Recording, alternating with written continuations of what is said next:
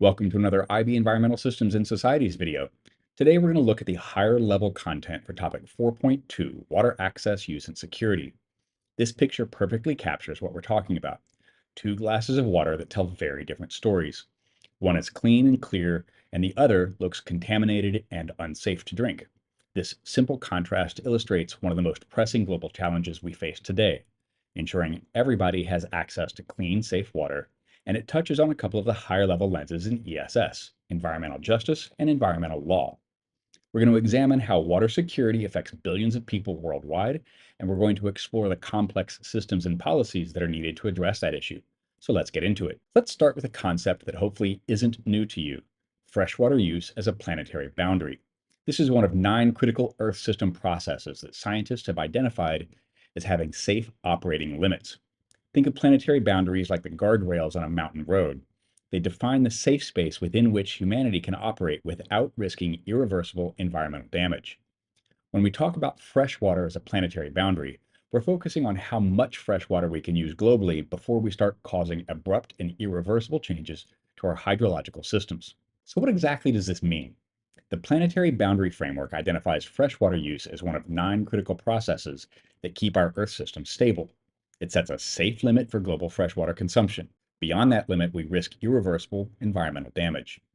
That includes problems like groundwater depletion, where we pump water out of underground aquifers faster than they can naturally refill, river flow reduction, and complete ecosystem collapse. Notice how this boundary focuses specifically on blue water. That's liquid freshwater in rivers, lakes, and groundwater that we directly extract and use. It doesn't include green water, which is soil moisture that plants use directly. Crossing this boundary threatens water security for both natural ecosystems and human societies. Let's clarify this blue water versus green water distinction because it's really important to understand how we measure this planetary boundary. Blue water is, again, the liquid freshwater circulation, the water in rivers, lakes, and groundwater that we can directly extract and consume. This is what gets measured in the planetary boundary because it's the water we actively manage and we use in our cities, in our agriculture, in our industry. Green water, on the other hand, is soil moisture from rainfall that plants use directly. While this green water is absolutely central to food production, because without it, crops can't grow, it's not included in the planetary boundary because we don't directly extract and manage it in the same way. Both types are important, but the boundary focuses on the water we actively consume and move around. How do we actually measure whether we're approaching this boundary? Scientists look at several key indicators: total consumption volume, river flow reduction percentages, groundwater depletion rates, and violations of environmental flow requirements, essentially how much water ecosystems need to function properly. When it comes to mitigation strategies to avoid crossing this boundary, we have several options. Water pricing that reflects the true environmental cost of water can encourage conservation. Improved irrigation systems can dramatically reduce agricultural water waste. Water recycling and reuse systems can help us use the same water multiple times. And perhaps most importantly, we need to develop more sustainable consumption patterns that recognize water as a finite and precious resource. This brings us to governance, where environmental law comes into play, because managing water sustainably requires coordination from the local to the global level. You can't solve water problems with technology alone. You need effective institutions and policies that work together across different scales. At the local level, we see various regulatory approaches. Municipal water use restrictions during drought periods are probably familiar to some of you, like the Los Angeles example shown here, where residents can only water their gardens on certain days and at specific times. Catchment management boards involve local stakeholders in making decisions about that watershed. And water pricing structures can encourage conservation by making water more expensive during peak demand periods or during drought conditions. The LA Department of Water and Power's outdoor watering schedule is a good example of local governance in action. It's specific, it's enforceable, and it's designed to reduce water stress during critical periods. But many water challenges cross borders, which is why we also need international agreements. This image of the Nile River highlights exactly why these agreements become necessary. Rivers, lakes, and groundwater systems don't respect political boundaries. They flow through multiple countries. That creates competition for limited water resources, differences in quality standards between nations, and situations where upstream pollution affects what's happening downstream. Climate change is making all of these challenges more intense by reducing the available water supplies in many regions of the world. The Nile Basin Initiative, which was established in 1999, provides a concrete example of international water cooperation. It created a framework for cooperation among all the Nile River countries, promoting fair sharing of water resources. Under this agreement, countries notify each other about major water projects, they share water data, and they work together to protect the river's environment and sustainability. The benefits of this kind of international cooperation are pretty significant. There's reduced conflicts between upstream and downstream countries, there's joint investment in water infrastructure, shared research on water management, and environmental protection that covers the entire river basin. However, challenges do remain. Ethiopia's Renaissance Dam has created new regional tensions. Water shortages still affect millions of people, and climate change threatens future water supplies throughout the entire region. Now let's shift to thinking about water from an individual and societal perspective through the concept of water footprints. A water footprint measures the total amount of water that's used by individuals, nations, or to produce specific products. That's everything from growing crops and raising livestock to manufacturing textiles and steel. Water footprints have several key strengths as a measurement tool. They directly quantify water consumption. They distinguish between different types of water use, that's blue, green, and gray water.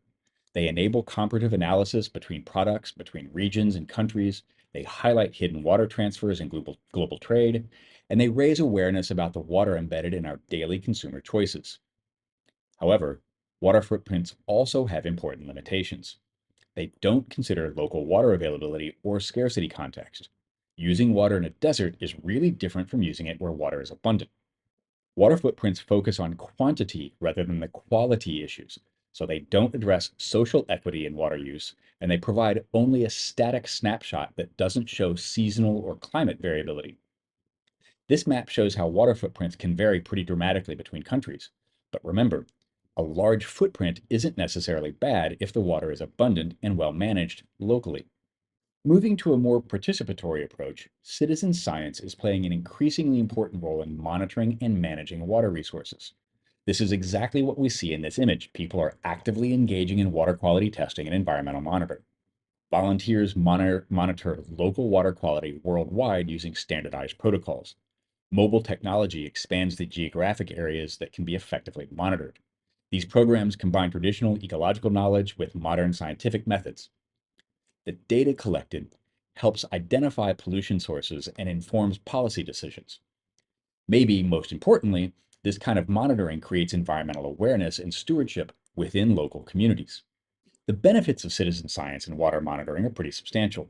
It increases geographical coverage through volunteer networks that can reach remote areas. Standardized protocols make sure that data is generally high quality and can be combined across different locations. Community engagement creates local investment in sustainability efforts. However, as always, there are limitations to consider. There can be accuracy concerns when volunteers haven't been trained extensively in the scientific methods appropriate for data collection. That means data quality might be inconsistent compared to professional monitoring programs. The key is designing citizen science programs that maximize the benefits while addressing these limitations through proper training and quality control measures. This brings us to an important distinction that often gets confused: the difference between water stress and water scarcity. While both measure limitations in the water supply, they're actually pretty different concepts. Water scarcity focuses solely on the physical availability of water. It measures absolute water volume per person, and it can exist without water stress as long as there is an appropriate infrastructure to access and distribute the available water. Think of water scarcity as asking, is there enough water in this region? This satellite image of Africa shows how physical water availability varies pretty dramatically across the continent. Water stress, on the other hand, is much more complex. It includes quality, accessibility, and environmental flow considerations. It looks at demand relative to supply, it incorporates water needed for ecosystem functioning, and it recognizes that people might have difficulty accessing water despite its availability. Water stress also encompasses seasonal variations in water availability, and it considers how pollution can limit usable water supply. This image from Bangladesh illustrates water stress perfectly.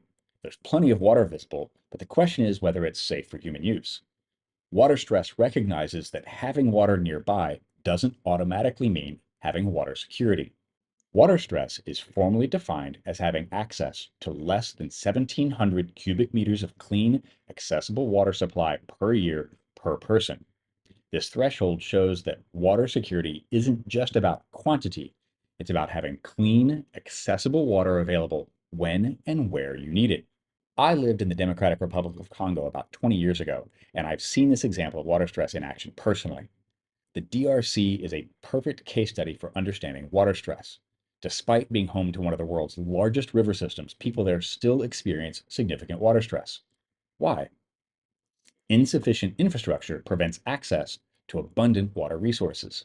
Political instability disrupts water management and distribution systems. The uneven distribution of water concentrates resources away from population centers. Water pollution renders available resources unusable without treatment.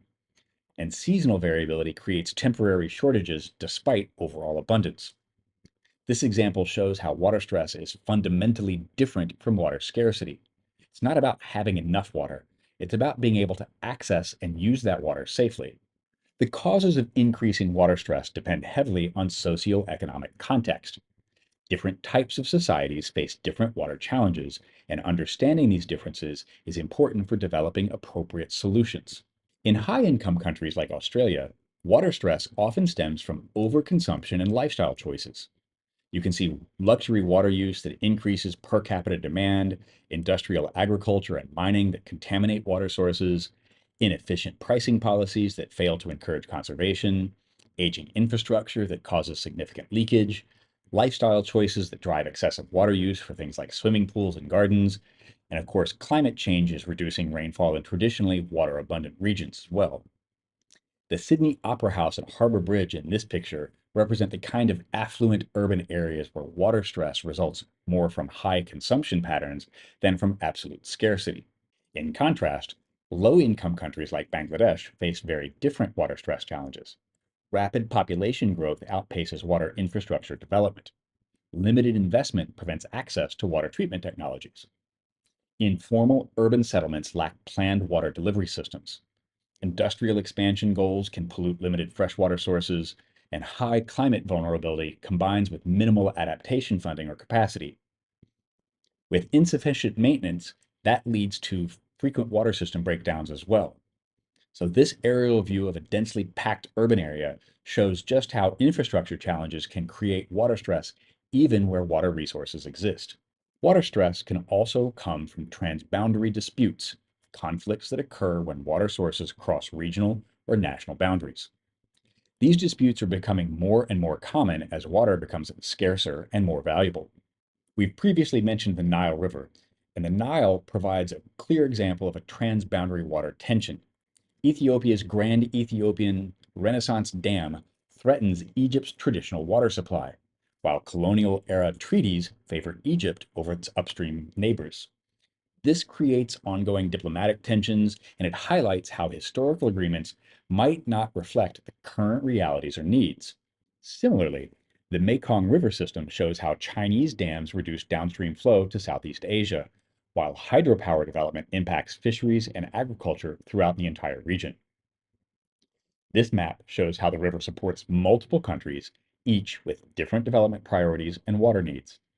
The Jordan River presents one of the world's most complex water disputes, where Israel, Jordan, and Palestine compete for extremely limited resources. Groundwater aquifer depletion exacerbates regional tensions, and the ongoing political conflict makes cooperative water management extremely difficult, if not impossible. Even between friendly nations, water disputes can be challenging. The Colorado River shows how U.S.-Mexico treaty allocations become strained during drought periods, and how upstream U.S. states can overuse water before it reaches Mexico, creating international tensions. This touches both on environmental law and environmental justice.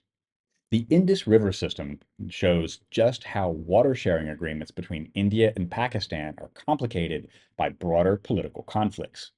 Climate change and glacier melt threaten future water allocations, making an already tense situation even more challenging. Fortunately, water stress can be addressed through various industrial level solutions. These technological and infrastructure approaches can significantly improve water security. Large-scale infrastructure like dams, water transfer systems, pipelines, and tankers are often used to ensure a reliable water supply in arid ecosystems. The Hoover Dam, shown here, represents this kind of massive infrastructure investment that can transform water security for entire regions. Desalination technology offers both significant benefits and important challenges. On the positive side, it provides reliable freshwater independent of rainfall. Technological improvements are reducing energy requirements, and it can be powered by renewable energy sources like Morocco's solar desalination plants. Desalination can reduce pressure on limited groundwater and surface water resources, and it can provide climate resilient water security for coastal populations. However, desalination also has some pretty significant drawbacks. High energy consumption contributes to greenhouse gas emissions. Brine discharge threatens marine ecosystems. The construction and operation costs are really substantial. It remains an energy intensive technological solution, and it primarily benefits coastal regions with limited applications farther inland. This leads us to an important reality. Industrial freshwater production has negative environmental impacts that can be minimized but not usually eliminated. Even our best technologies for creating freshwater come with environmental costs. The brine discharge from desalination plants illustrates these environmental challenges. Brine contains twice the amount of salt as seawater. Chemical additives and heavy metals contaminate the brine water. Dense brine plumes sink to the seafloor, causing oxygen depletion underwater. Then, marine biodiversity decreases in high salinity discharge zones. We need to address one of the most troubling aspects of global water challenges: inequitable access to drinkable water and sanitation that negatively impacts human health and sustainable development. Inequitable access is a classic example of environmental injustice, and it creates cascading social and economic effects throughout society. The health impacts of inadequate water access are severe and well documented. Limited water access increases disease transmission rates. Contaminated water spreads cholera and typhoid infection. Diarrheal diseases kill about 829,000 people every year around the world.